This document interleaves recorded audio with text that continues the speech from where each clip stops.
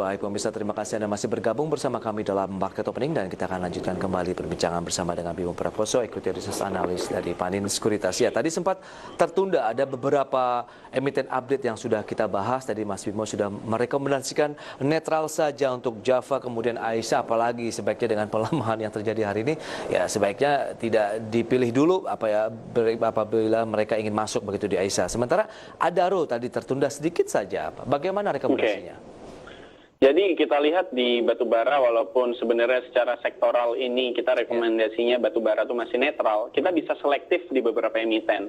Di sini buat Adaro, kita melihat kalau kita bandingkan dengan emiten yang lain, di sini Adaro posisinya kita bisa bilang sebagai leading di industrinya, karena di sini Adaro itu kita lihat kalau dari efisiensi, cash cost-nya itu yang paling rendah di antara peers. Ini didukung oleh bisnisnya Adaro yang itu memang terintegrasi secara vertikal. Yang kita bisa, salah satu hal yang bisa kita observe adalah Adaro di sini sekarang nggak cuma mau fokus di thermal coal, tapi Adaro di sini juga akan fokus ke bisnis di coking coal yang juga di sini untuk produksi baja. Selain itu, nggak cuma dari batu bara, di sini juga Adaro memiliki diversifikasi bisnis di pembangkit listrik. Ini kan Adaro udah ada Tanjung Power Indonesia, di sini juga ada Bimasena Power Indonesia, yang dimana kalau kita lihat emiten-emiten lain sebetulnya belum sampai di tahap ini.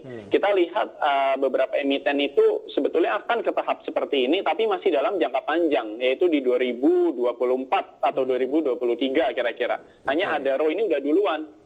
Jadi kita lihat memang Adaro ini punya potensi diversifikasi bisnis yang bagus, sehingga di sini kalau kita bilang apakah Adaro bisa kita koleksi, di sini juga kita sebenarnya masih bisa merekomendasikan buy untuk Adaro ya. Melihat walaupun industrinya ini memang batubara sedang, kita tidak bisa terlalu optimis ya batubara. Hanya kalau kita lihat dari segi bisnisnya Adaro yang terintegrasi vertikal dan diversifikasi dari dia punya produk, ini kita masih bisa mengkoleksi sahamnya Adaro. Oke, naik sudah 2,3% hari ini di 1110. Cukup telat atau tidak kalau Anda rekomendasikan buy untuk Adaro?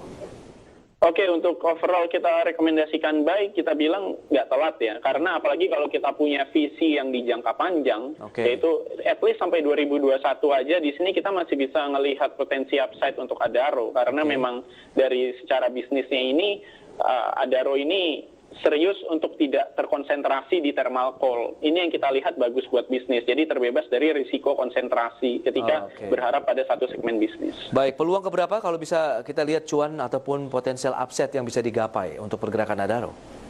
Oke, jangka panjang 2021, 1.300 pun kita lihat bisa.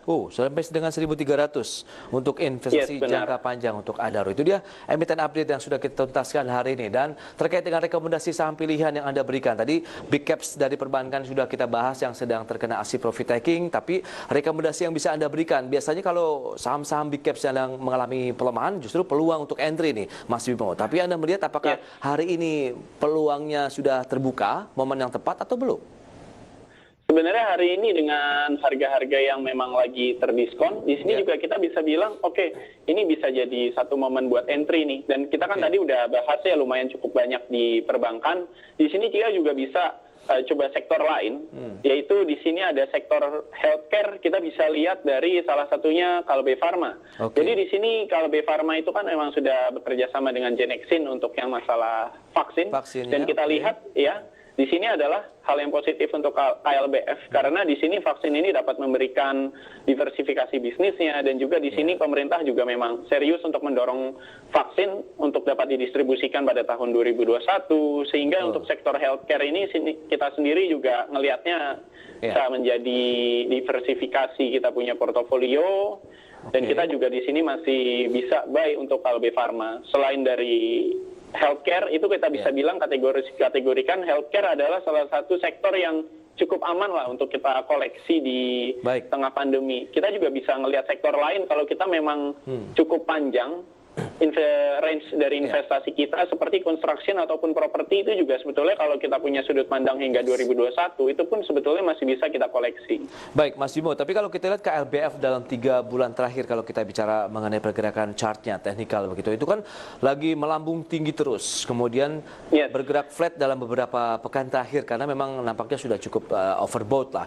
Bagaimana Anda merekomendasikan untuk pergerakan dari KLBF kalau bisa dilihat bahwa ini momentumnya ada kerjasama untuk pembuatan vaksin masih oke untuk ke depan. Bagaimana dengan trennya sendiri? Jadi kalau dari KLBF sendiri di sini kita akan terlihat translasi dari kita punya forecast hingga ke 2021. Itu kalau kita compare dengan harga saham yang sekarang dan kita asumsikan di sini dia punya bottom line itu masih bisa meningkat. Sebetulnya di sini kita masih melihat valuation gap yang masih cukup menarik buat KLBF ya. Makanya di sini sebetulnya walaupun dari kemarin kita lihat KLBF ini meningkat, kinerja dari fundamentalnya itu kita masih bisa lihat bisa mengikuti pergerakan ekspektasi pasar dan bahkan sebenarnya masih ada sedikit valuation gap. Makanya kalau kita punya range yang jangka panjang di KLBF, ini kita masih rekomendasi buy juga dengan target harga di 1825. Di sini memang yang menjadi driver kita dari optimisme kita untuk KLBF adalah diversifikasi dari bisnisnya dan memang sektor dari dan memang dari company-nya sendiri KLBF ini neracanya cukup solid untuk dia melakukan ekspansi di tengah pandemi seperti ini. Makanya kita di sini juga masih positif di peluang yang hal menarik itu. Ya dari posisi 1595 sampai ke 1825 untuk jangka panjang. Selain KLBF, adakah sektor lain yang juga Anda melihat cukup seksi untuk kita cermati jangka menengah panjang? Oke, untuk jangka menengah panjang di sini salah satunya kita bisa juga lihat ke sektor konstruksi ya. Jadi untuk first half 2020 memang konstruksi ini kinerjanya sangat terpukul dan untuk semester 2020 di sini juga kita lihat tekanannya masih cukup tinggi untuk sektor konstruksi. Makanya konstruksi ini kebanyakan merevisi dia punya target penerimaan kontrak baru. Itu rata-rata sampai turun 40%. Tapi kalau kita lihat di 2021 itu pemerintah akan meningkatkan anggaran infrastruktur menjadi 414 triliun.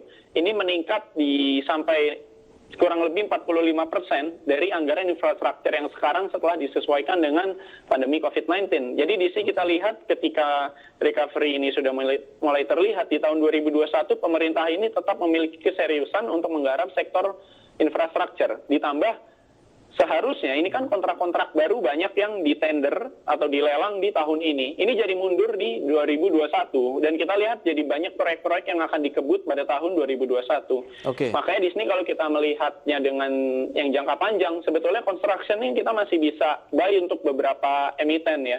Tapi kita tetap garis bawahi di jangka pendek, mungkin kita bakal masih ngelihat tekanan di kinerja construction sih.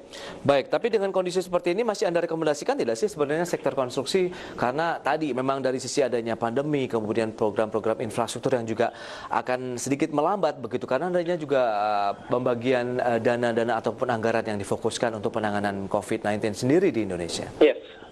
Jadi untuk construction sebetulnya secara overall sektor kita pandangannya netral ya. Hanya kita bisa selektif untuk beberapa emiten. Seperti salah satunya adalah Wijaya Karya. Di situ diversifikasi bisnisnya dan neracanya, ditambah juga PT-PP, ini yang juga dari neracanya sama-sama solid seperti Wijaya Karya. Terus yang ketiga di sini kita juga bisa melihat Adikarya ini punya potensi diversifikasi proyek di tahun 2021 dan seperti itu sih kita lihatnya. Baik. Berarti sebenarnya cukup beragam kalau kita cermati saham-saham untuk investasi jangka menengah panjang. Konstruksi ada Wijaya Karya, PT-PP, Adikarya, kemudian healthcare-nya ada Kalbe Pharma tadi ya. Untuk beberapa yang disarankan dan juga beberapa sektor perbankan khususnya big caps. Baik Mas Bimo, ini sayang sekali waktu terbatas. Terima kasih banyak juga atas waktu yang sudah Anda berikan, kemudian analisisnya untuk para investor maupun traders karena ini akan sangat bermanfaat sekali begitu tentunya untuk insight investasi mereka. Sukses untuk Anda Mas Bimo dan selamat melanjutkan aktivitas Anda kembali. Oke, selamat pagi Mas Pras. Selamat pagi. Baik pemirsa, jam beranjak dari tempat Anda, kami masih memiliki satu segmen terakhir dengan beberapa informasi menarik lainnya. Kami akan segera kembali sesaat lagi.